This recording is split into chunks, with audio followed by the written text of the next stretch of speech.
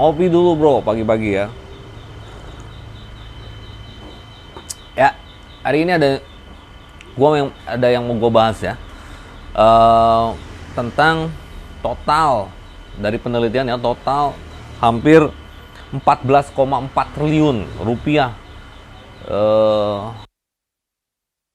uang atau dana investasi di cryptocurrency itu lari ke project scam ya.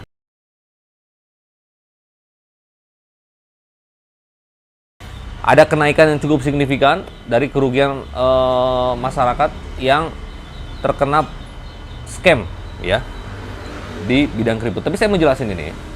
Kerugian yang terjadi senilai 14 triliun ini sebenarnya bukan karena kriptonya aja ya. Kebanyakan kasus project scam ini pelaku ini membuat sebuah perusahaan investasi ya, perusahaan investasi di mana depositonya atau depositnya, storannya itu menggunakan cryptocurrency ya, menggunakan Bitcoin, ETH gitu, sebagai alat transaksinya. Jadi bukan kriptonya melakukan scammer ya yang terbesar itu sebenarnya, tapi ada banyak platform atau perusahaan yang membuat semacam jenis investasi gitu ya, tapi alat transaksinya menggunakan cryptocurrency, menggunakan Bitcoin dan Ethereum dan jenis-jenis kripto yang lainnya. Kenapa banyak perusahaan investasi bodong seperti ini memanfaatkan situasi? Karena dengan menggunakan cryptocurrency, dia bisa mencakup seluruh wilayah tanpa menggunakan transaksi fiat. Dan masih lemahnya undang-undang untuk mengatur regulasi ini. Gitu ya. Jadi makanya untuk hal-hal seperti ini sebenarnya bisa dihindari kalau masyarakat umum ini paham betul tentang apa itu cryptocurrency dan paham betul apa itu blockchain. Karena kalau misalkan teman-teman lebih paham tentang hal itu, tentu akan terhindar dari investasi sejenis ini. Karena di cryptocurrency itu kita nggak perlu menitipkan investasi kita kepada orang lain gitu. Seharusnya teman-teman memang mengendalikan investasi teman-teman sendiri gitu ya. Trading sendiri gitu kan. Beli koin mau di hold ya di private wallet sendiri gitu. Jadi jangan dititipin ke orang lain. Nah, kasus penipuan seperti ini begitu besar, faktornya itu karena masih minim edukasinya dan sasarannya itu sebenarnya orang-orang awam yang belum mengenal betul tentang apa itu cryptocurrency dan apa itu blockchain ya. Sehingga mereka tergiur dengan iming-iming profit yang diberikan, tidak masuk akal gitu. Akhirnya mereka terjebak dalam platform scam ya. Jadi kalau misalnya ada platform investasi, teman-teman juga harus lihat gitu ya, persentase profitnya itu masuk akal atau tidak. Semakin besar persentase yang diberikan, teman-teman harus justru lebih curiga apakah platform ini memang untuk long term atau sekedar hanya money game. Oke. Lalu dari kasus penipuan ini ya yang menimbulkan kerugian 14 triliun lebih. Sisanya itu diakibatkan oleh project crypto yang sangat mudah untuk ditinggalkan. Ya, jadi bikin project crypto ditinggalin atau bikin project crypto likuiditasnya dicabut, dibawa kabur ya. Nah, ini memang tentu buruk ya buat perjalanan kripto gitu, karena trust orang juga sulit untuk tumbuh kalau misalkan project-project baru itu benar-benar banyak sekali gitu ya, setiap hari ratusan ribuan project muncul tanpa ada filter. Nah, saya melihat bahwa di kemudian hari itu akan ada sebuah fase di mana seluruh project yang akan launching atau akan melakukan penjualan public sale gitu ya, project-project baru itu harus melewati verifikasi yang sangat ketat. Makanya sekarang muncul platform KYC, platform audit smart contract. Itu memang salah satu bentuk dari upaya-upaya untuk sedikit mencegah para scammer ini melakukan penipuan di cryptocurrency gitu. Tapi saya berharap ke depan gitu ya, karena ini kan ada sebab dan akibat ya. Kenapa banyak sekali muncul project crypto scam sekarang? Karena beda dengan dulu ya. Dulu orang kalau mau melakukan penjualan koin itu harus di market gitu kan, melakukan IEO gitu ya. Fase yang terakhir sebelum penjualan seperti sekarang itu fasenya lewat IEO, yaitu penjualan yang dilakukan di sebuah market, sehingga diverifikasi oleh market dulu gitu kan, developernya siapa, sumber dananya dari mana. Nah, setelah muncul jenis platform swap seperti PancakeSwap, Uniswap, BurgerSwap gitu ya, sangat mudah bagi seseorang untuk membuat token dan melakukan penjualan tokennya dengan iming-iming sebuah ide project crypto.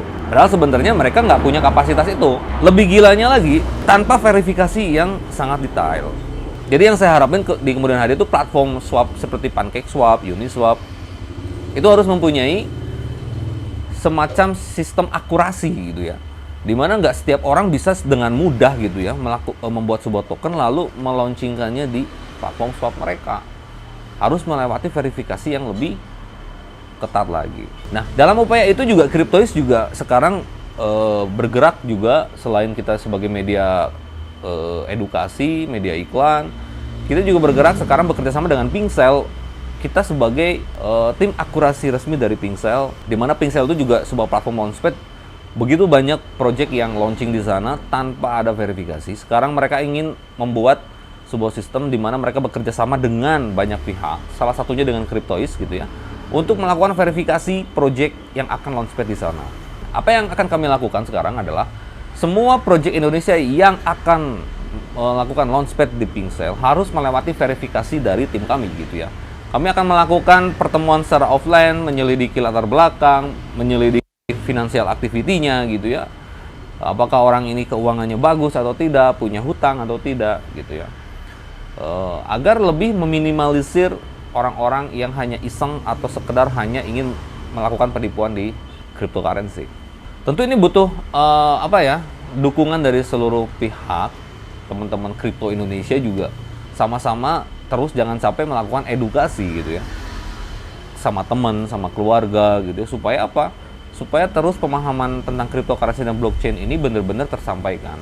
Karena banyak banget orang-orang awam yang tergiur ya, gitu, yang belum paham, tergiur dengan iming-iming investasi yang mengatasnamakan kripto itu tadi gitu ya. Padahal kriptonya nggak salah gitu kan. Ada yang nawarin penitipan trading lah lalu dibawa kabur gitu kan. Ada yang menawarin platform investasi setorannya menggunakan kripto lah lalu dibawa kabur. Itu banyak banget terjadi seperti itu. Ya. Tapi saya rasa ini sebuah fase ya di mana memang harus dilewati, dan ini nggak akan menjegal cryptocurrency dan blockchain untuk tumbuh, nggak gitu. Tentu ini sebuah fase di mana nanti teknologi dan platform-platform cryptocurrency itu akan berkembang gitu ya. Contoh misalkan kayak dulu ya platform market DEX gitu ya. Itu dulu sebelum IDEX ya, sebelum ada Uniswap, PancakeSwap, sistemnya itu seperti IDEX. Kita kalau mau melakukan swap atau trade di platform IDEX itu, kita harus masukin private key kita dari private wallet kita gitu. Dan itu sangat berbahaya gitu.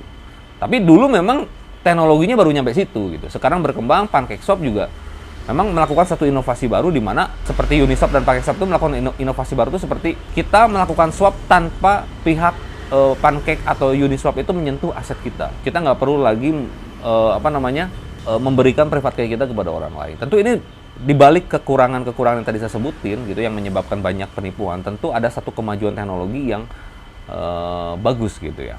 Dan ini akan terus berkembang. Dan prediksi saya juga platform seperti PancakeSwap, Uniswap juga nanti akan melakukan verifikasi secara detail. Dan kami juga berharap bisa bekerja sama dengan mereka, gitu ya. Jadi buat teman-teman tetap hati-hati dalam melakukan investasi di cryptocurrency, harus jeli juga, gitu ya.